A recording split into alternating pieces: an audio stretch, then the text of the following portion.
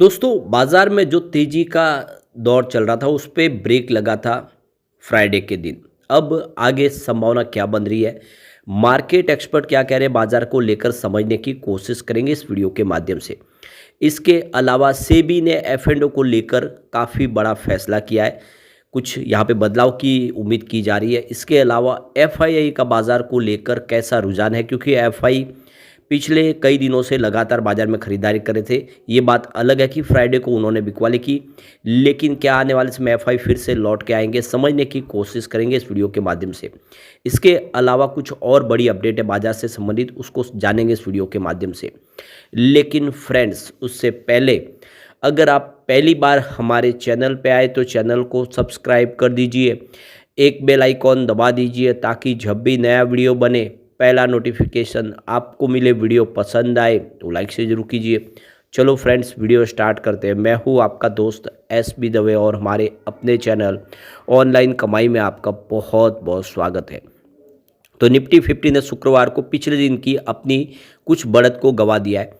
ये 28 मार्च को 0.1% की गिरावट के साथ बंद हुआ। इससे अप्रैल सीरीज की कमजोर शुरुआत नजर आई। अगले सप्ताह ट्रंप प्रशासन द्वारा टैरिफ घोषणाओं से पहले ट्रेडर्स सतर्क नजर आ सकते हैं। कुल मिलाकर बाजार का रुझान सकारात्मक बना हुआ है। जब तक निफ्टी 23,800 से नीचे कारोबार करता है तब तक इंडेक्स के 23,400 पर सपोर्ट के साथ क्लोजिंग बेसिस पर आगे मजबूत होने की संभावना दिखाई दे रही है। एक्सपर्ट के अनुसार यदि निर्णायक रूप से 23,400 को तोड़ता है तो नीचे की तरफ अगले स्तर पर 23,300 और फिर 23,100 के 50 ईएमए के नज़र रखनी होगी। निफ्टी शुक्रवार को सपाट खुला और पूरे सत्र के दौरान सीमित दायरे में रहा। इसने 23,649 के इंट्राडे के हाई को और 23,450 के लो को छुआ। बाजार के अंत में 73 पॉइंट की गिरावट के साथ में 23,519 पर क्लोजिंग हुई। इसने डेली चार्ट पर एक बेरिश कैंडलिस्ट पैटर्न बनाया, लेकिन फिर भी यह सभी प्रमुख मूविंग एवरेज 5, 10, 20, 50, 100 और 200 ईएमए के ऊपर बना हुआ है। तो बाजार को लेकर मोतीलाल ओसवाल के चंदन तपाड़िया ने कहा कि पिछले 3 सप्ताह में इंडेक्स ने हायर हाई और हायर लो स्तर बनाना शुरू कर दिया है।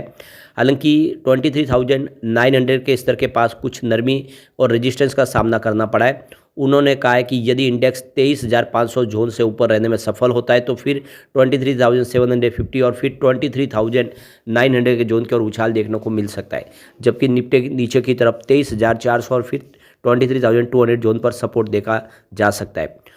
कोटक सिक्योरिटीज़ के अमोल अठावले का मानना है कि बाजार में इस समय उच्च स्तरों पर बिकवाली का दबाव है। हालांकि उन्होंने कहा कि शॉर्ट टर्म में सेंटीमेंट सकारात्मक बना हुआ है। ऑप्शन डेटा से संकेत मिलता है कि इंडेक्स में शॉर्ट टर्म में 23,000 और 24,000 के दायरे में बाजार कारोबार करता हुआ दिखाई दे सकता है।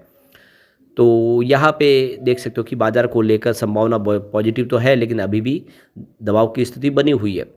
अब यहाँ पे देख सकते हो कि 361 एसेट के सीईओ राघव अयंगर का मानना है कि फाइनेंशियल, कंज्यूमर और डिफेंस सेक्टरों में वित्त वर्ष 2025 की चौथी तिमाही में अच्छे अर्निंग ग्रोथ देखने को मिलेंगे। इसके अलावा उन्होंने टेक्नोलॉजी कंपनियों के विशेष रूप से सॉफ्टवेयर और सेमीकंडक्टर से जुड़ी कंपनियों से भी मजबूत प्रदर्शन की उम्मीद दिख रही है। बाजार को लेकर बुलिश रहने के बावजूद राघव का मानना है कि टैरिफ और अमेरिका का रुख आगे के लिए बड़ा जोखिम बना हुआ है। इसको ध्यान में रखते हुए हमें सतर्क रहना चाहिए। उन्होंने आगे कहा है कि हालांकि बाजार में स्थिरता और तेजी कायम रहने के संकेत मिल रहे, लेकिन यह ध्यान में रखना जरूर है कि बाजार तमाम ग्लोबल फैक्टरों जैसे कि मैक्रो इकोनॉमिक स्थिति और भू राजनीतिक जोखिमों और केंद्रीय बैंकों की नीतियों से प्रभावित होता है।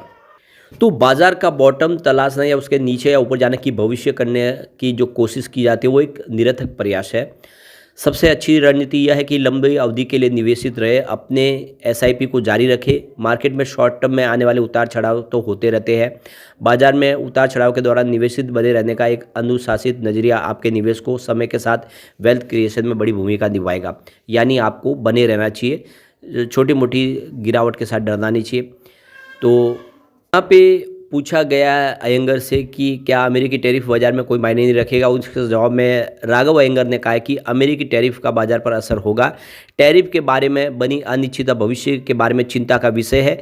यह देखना होगा कि 2 अप्रैल 2025 को कौन से रेसिप्रोकल टैरिफ पेश किए जाएंगे और किन देशों पर इसका असर पड़ेगा। यह अनिश्चितता ग्लोबल आर्थिक अस्थिरता को बढ़ाने में योगदान कर रही है। इससे कुछ सेक्टरों पर निगेटिव असर पड़ सकता है, इसलिए टैरिफ पर अमेरिका के रुख पर हमें नज़र रखने की ज़रूरत है। क्या आरबीआई दरों में कटौती करेगा? इसके जवाब में राघव अयंगर ने कहा है कि उम्मीद है कि आरबीआई आगामी अप्रैल की बैठक में दरों में कटौती करेगा। कुल मिला के वित्त वर्ष 2026 में दरों में 50 से 75 बेसिस पॉइंट की कटौती की उम्मीद है। और राघव अयंगर का मानना है कि महंगाई में गिरावट और आर्थिक विकास में सुस्ती के कारण मौद्रिक नीतियों में नरमी की जरूरत है। तो इस समय वैल्यूएशन के हिसाब से कौन से क्षेत्रों में दाव लगाना चाहिए, इस पर बात करते हुए राघव अयंगर ने कहा कि 361 एसेट को ऐसे सेक्टर की तलाश है जो अच्छे वैल्यूएशन पर दीर्घकालिक विकास की संभावनाओं को रखते हैं। इस समय बैंकिंग और एनबीएफसी सेक्टर मौजूदा वैल्यूएशन पर बहुत अच्छे लग रहे हैं। आगे इनमें ग्रोथ की अच्छी उम्मीद है। शहरी मध्यम वर्ग के लिए बजटीय सहायता और वेतन आयोग से मिलने वाले सपोर्ट के दम पर गैर जरूरी और शौकिया खर्च से जुड़े शेयरों में तेजी की उम्मीद है। इसके अलावा ऑटो, ईवी, प्ले, मैन्युफैक्चरिंग और फार्मा, सीडीएमओ जैसे सेक्टर ग्रोथ और वैल्यूएशन के नज़रिए से भी अच्छे दिख रहे हैं।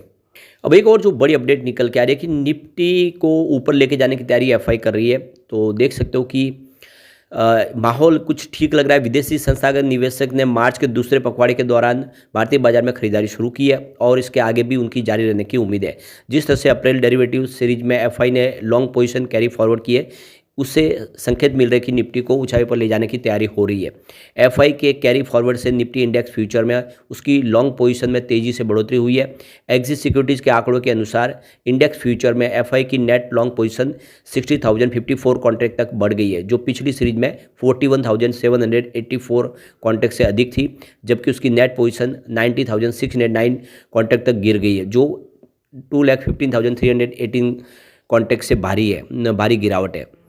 ब्रोकेज रिपोर्ट के आंकड़ों के अनुसार मार्च सीरीज में निफ्टी रोल ओवर पिछली सीरीज की तुलना में कम रहा है, लेकिन बाजार की स्थिति निरंतर आशावाद का संकेत देती है।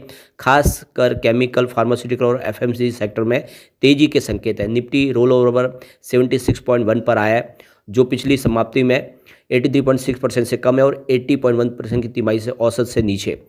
इस बीच मार्च सीरीज के बैंक निफ्टी रोल ओवर गुरुवार को 77% है, जो पिछले एक्सपायर के 81.6% से कम है, लेकिन 3 महीनों के औसत 76.2% और 6 महीनों के औसत 73.6 से ऊपर है। तो ब्रोकरेज फर्म मोतीलाल ओसवाल ने कहा है कि मार्च सीरीज में निफ्टी इंडेक्स में तेजी देखने को मिली है, जो पिछली 5 सीरीज की लगातार बिकवाली के बाद जरूरी थी।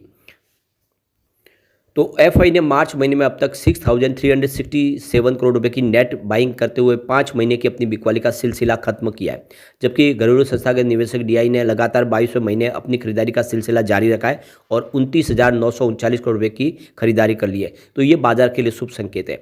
यहाँ पे एक और बड़ी अपडेट निकल के आ रही है। एफ&ओ में ट्रेडिंग के लिए कुछ बदलाव करने की तैयारी सेबी कर रही है। तो देख सकते हो कि सेबी बाजार में डेरिवेटिव जो एफ&ओ से जुड़े बड़े बदलाव का प्रस्ताव दिया। इसके मुताबिक एक्सपायरी के लिए एक समान नियम होंगे। इस कदम का मकसद बाजार में स्थिरता बनाए रखना है, निवेशकों की सुरक्षा तय करना और एक्सपायरी के दिन बढ़ती ट्रेडिंग वॉल्यूम से जुड़े जोखिमों को कम करना है। सेबी ने एक कंसल्टेट पेपर में सुझाव दिया है कि किसी भी एक्सचेंज पर इक्विटी डेरिवेटिव्स की एक्सपायरी सिर्फ मंगलवार या गुरुवार को ही होनी चाहिए। इससे ट्रेडिंग अस्थिरता को काबू करने और एक्सपायरी के दिनों में अत्यधिक उतार चढ़ाव से बचने में मदद मिलेगी। यह प्रस्ताव ऐसे समय में आया जब एक्सपायरी के दिन इंडेक्स ऑप्शन ट्रेडिंग भारी वृद्धि देखी गई है। इससे बाजार की स्थिरता और निवेशकों की सुरक्षा को लेकर चिंता बढ़ रही है। पहले अक्टूबर 2024 में सेबी ने एक सर्कुलर जारी कर एक्सपायरी की जुड़ी अस्थिरता को नियंत्रित करने के दिशा निर्देश जारी किए थे। तो नए प्रस्ताव जो शामिल किए गए उसमें सप्ताह में सिर्फ एक दिन ही एक्सपायरी होगा। प्रत्येक एक्सचेंज को सिर्फ एक साप्ताहिक बेंचमार्क इंडेक्स ऑप्शन कॉन्ट्रैक्ट मिलेगा। इसकी एक्सपायरी मंगलवार या गुरुवार को होगी, जिसे एक्सचेंज खुद चुन सकेंगे। महीने के अंत में तय expiry. Stock future index future option और नॉन बेंचमार्क इंडेक्स ऑप्शन की न्यूनतम अवधि 1 महीना होगी। इसकी एक्सपायरी हर महीने के अंतिम मंगलवार या गुरुवार को होगी। बिना मंजूरी बदलाव नहीं होगा। कोई भी एक्सचेंज बिना सेबी के पूर्व अनुमति के कॉन्ट्रैक्ट एक्सपायरी या सेटलमेंट डेट में बदलाव नहीं कर सकेगा। ये प्रस्ताव नए लाए जा रहे हैं। फिलहाल सेबी ने इन प्रस्ताव पर जनता की राय मांगी है और 17 अप्रैल 2025 तक सबको अपने सुझाव भेजने हैं। उसके बाद में इसके ऊपर फैसला किया जाएगा। लेकिन फ्रेंड्स, कोई भी इन्वेस्टमेंट करने से पहले अपने फाइनेंशियल एडवाइजर से एडवाइस ले ले या अपना खुद का रिसर्च करें, क्योंकि मैंने वीडियो आपके एजुकेशनल पर्पज़ के लिए ही बनाया। वीडियो पसंद आए तो लाइक शेयर जरूर कीजिए और चैनल को सब्सक्राइब कर दीजिए। Thank you friends.